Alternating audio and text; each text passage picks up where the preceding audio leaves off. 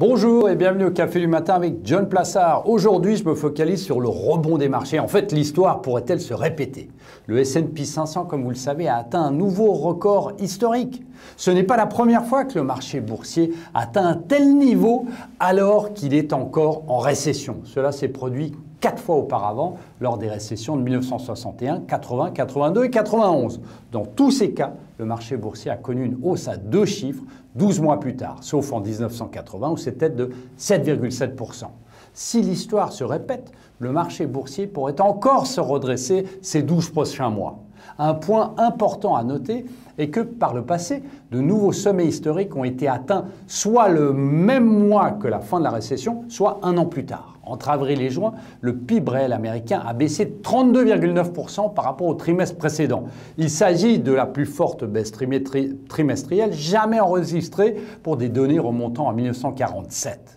Goldman Sachs, par exemple, prévoit que le PIB du troisième trimestre fera un bon record de 25%, car l'économie américaine va bénéficier de la réouverture de l'industrie et des restaurants, par exemple.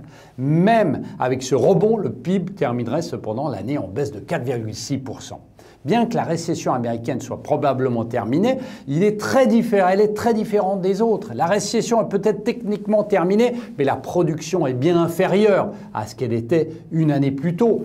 Et le retour de la croissance pourrait ne pas être aussi rapide. La baisse de la production a été si sévère qu'il pourrait falloir des années pour retrouver les niveaux d'activité que nous avons connus fin 2019.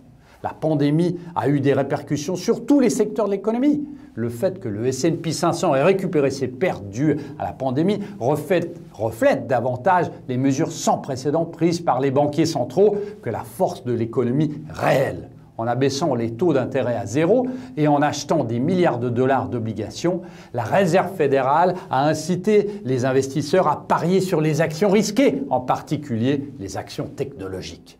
Si nous devions connaître une récession en W, le marché boursier s'effondrerait probablement à nouveau.